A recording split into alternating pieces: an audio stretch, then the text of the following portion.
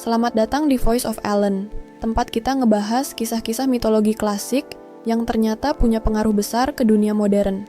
Di video-video sebelumnya, kita udah ngebahas gimana Athena terinspirasi dari kebijaksanaan Dewi Athena dan Circe dari penyihir sakti Circe.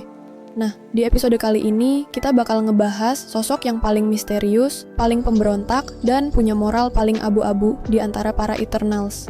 Yup, kita bakal bedah asal-usul Druid.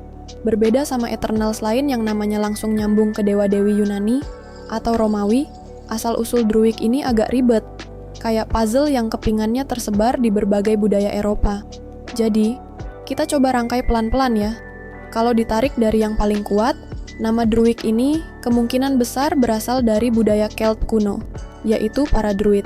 Kalau kamu sering main game atau nonton film fantasi, pasti kebayang Druid itu kayak penyihir hutan yang bisa ngomong sama hewan, atau berubah jadi beruang. Tapi di dunia aslinya, Druid itu bukan sekadar penyihir.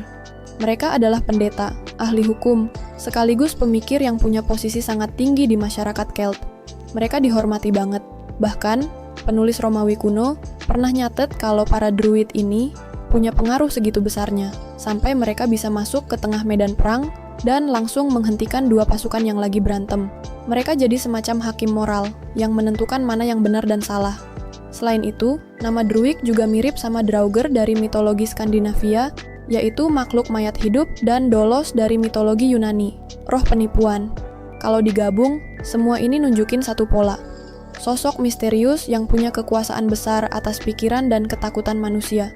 Sekarang kita tarik ke versi MCU. Ingat momen tahun 1521 saat kejatuhan Tenochtitlan?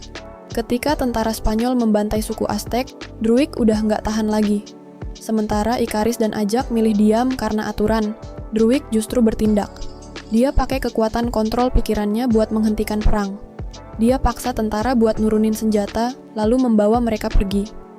Ini sebenarnya mirip banget sama peran Druid di masa lalu, yang turun langsung ke medan perang buat melerai konflik.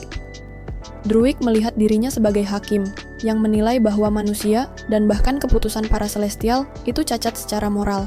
Setelah itu, Druid nggak ikut Eternals lagi.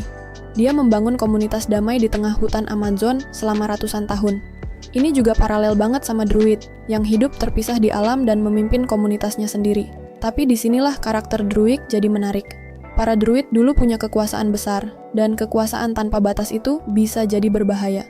Di versi komik, Druid benar-benar jatuh ke sisi gelap. Dia pernah jadi agen KGB, menyiksa manusia, bahkan mengkudeta sebuah negara untuk jadi penguasa. Tapi di MCU, ceritanya dibuat lebih dalam. Druid bisa merasakan isi pikiran manusia. Selama ribuan tahun, dia menyaksikan semua keserakahan, trauma, dan penderitaan manusia. Jadi ketika dia ingin mengendalikan manusia, itu bukan karena dia haus kekuasaan. Dia percaya, kalau manusia nggak punya kehendak bebas, dunia bakal jadi damai. Nggak ada perang, nggak ada kekacauan. Dia bukan sekadar villain. Dia adalah sosok tragis yang lahir dari rasa peduli, tapi mungkin dengan cara yang salah. Dan di titik ini, kita dihadapkan pada pertanyaan besar. Apakah dunia yang damai itu sepadan kalau harus mengorbankan kebebasan manusia? Di akhirnya, Druid memilih untuk berhenti. Dia membiarkan manusia tetap punya kehendak bebas, dengan segala kekacauannya. Karena justru disitulah letak kemanusiaan kita. Jadi, itu dia pembahasan tentang Druid dan akar mitologinya dari para Druid Celt kuno. Menurut kamu gimana? Apakah tindakan Druid di Tenochtitlan itu bisa dibenarkan? Tulis pendapat kamu di kolom komentar ya. Kalau kamu suka konten seperti ini, jangan lupa like, subscribe, dan aktifkan notifikasi, biar nggak ketinggalan video berikutnya dari Voice of Ellen. Sampai ketemu di video selanjutnya.